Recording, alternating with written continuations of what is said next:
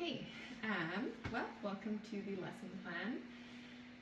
My name's Coral Hogg, and I'm going to be doing a quick lesson on resin art and how to create it. So resin art is a versatile art form, and you just use resin on a canvas or anything that you'd like to add art to, essentially. Generally it's like a canvas base, wood base. Sometimes you can use plastic, depending on what kind of art form you're using. But today we're going to be using a canvas. So you just want a blank canvas to start with, and we're going to be creating some resin art. So resin is a bit of a toxic substance. Here we have the resin and the hardener present. So you always want to be doing this in a well-ventilated area. And you always want to be using some safety gear, so PPE such as this 3M mask. For the purpose of this lesson I won't be using it, just so you can hear me better. And you also want to be using some gloves. I like to wear an apron as well. I like to have my hair tied back because it is quite a bit of can be quite a sticky substance. And again, just a well-ventilated area. So even though I don't have my mask on, I have our windows open right now in the shop. So yeah, here we go. So with making resin, the ratio is very simple. I've only been doing this for less than a year. And the ratio is just 1 in 1. So if you were to look up like a cute, quick YouTube tutorial, it would show you that it's just 50-50. So half resin, half hardener. Just for the purpose of this lesson, I went ahead and mixed it. So you want to use like a measuring cup to begin with, and then once you get a good handle on resin art, all you really have to do is just kind of eyeball it. Precisely, make sure it's 50-50. So what you're going to do is put half of this, whatever percentage you think you might use, into a cup, and then put half of this in another cup, and then pour them together so you have equal ratios. Stir it up really well. And because we are creating resin art, we're going to be using some color pigments. So it's kind of like somewhat like painting, but with a liquid. I find it very calming, really fun, and you get to kind of dive into your creative side. So that's mixed really well. Today we're going to be using pigments of, this one's called Mermaid Dust, and we'll also be using some silver, white, and gold pigments. You can buy these online on Amazon, and a lot of the materials for the pigment colors, they come from mica or other mineral substances. So once we have our resin mixed and our colors laid out beautifully, these little cups you can also get on Amazon if you'd like. There's also silicone ones which are a bit more reusable, so they're more environmentally friendly. But we essentially pour whatever kind of pigment we want in a cup. Again, honestly, you just kind of eyeball it as to how much of the pigment you want to shine through on your canvas. So what's great about resin art is if you don't think that the pigment is dark enough, you can always add more pigment at any time. So I've got my blue pigment in here, just because it's going to be the color we use the most. I had to use a bigger cup, that's why it's not see-through. I have to just use a little Dixie cup here.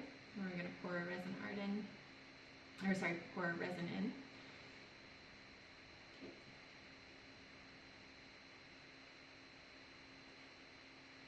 That should be enough. And then stir it up.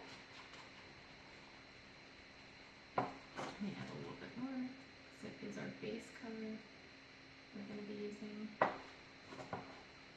Stir that up.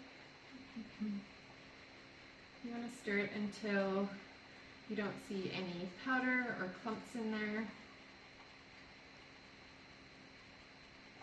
That's can just let that sit for a little bit. Resin art is quite a fast art. Maybe that would be considered one of the downfalls.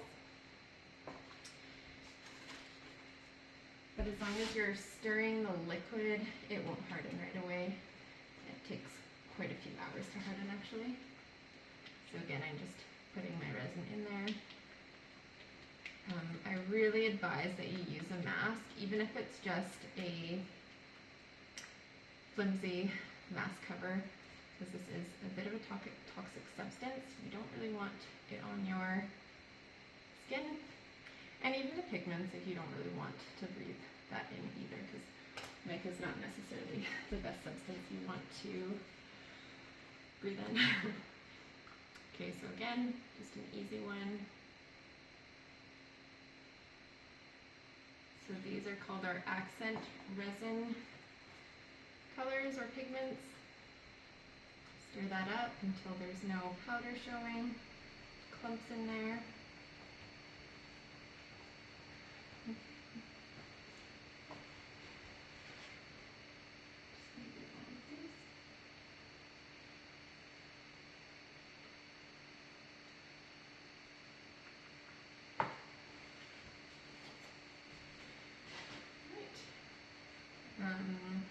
You can, oops, spilled a little bit. Yeah, you can get wooden stir sticks, popsicle sticks work really well, and they're, you know, somewhat environmentally friendly to use, opposed to using metal. Metal doesn't really work that well because it doesn't, the resin doesn't wash off very well at all, because it does harden after time.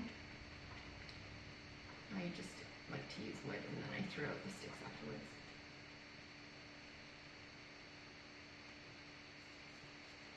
Silver. I'm running out of popsicle sticks. I'll do one more.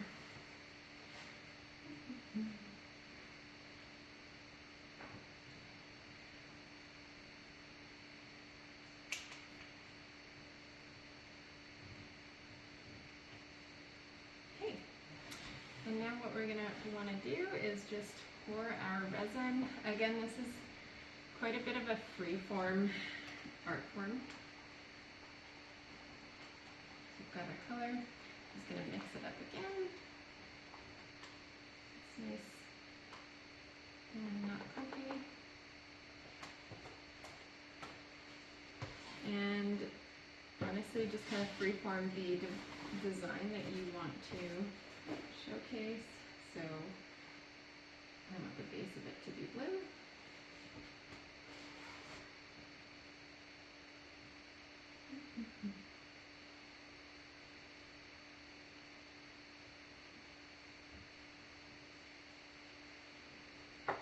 I'm going to use a tool called the spreader. It's just plastic. Again, you can get this on Amazon. And you can spread that as you wish.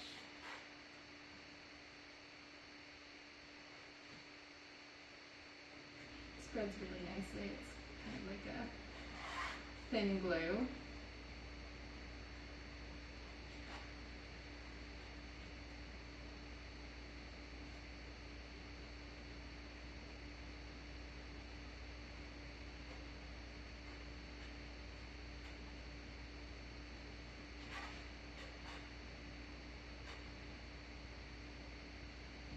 I'll have to mix some more. That's a bit of the gist of it though. And then you just can add your accents wherever you so choose. Make a line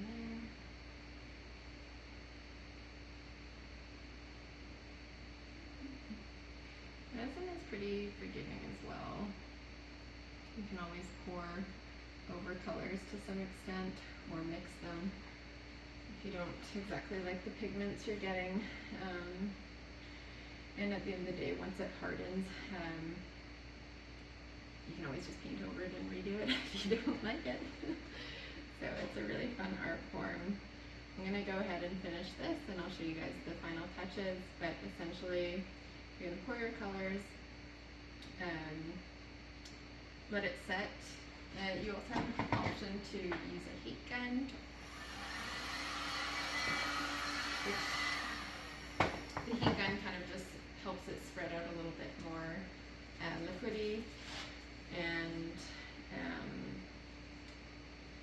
also help mold the colors together a little bit. That's about it.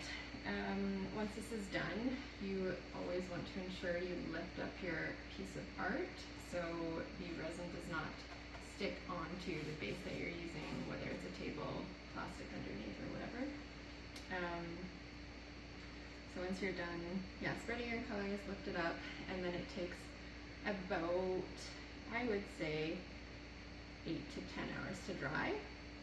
And then once it is finished, the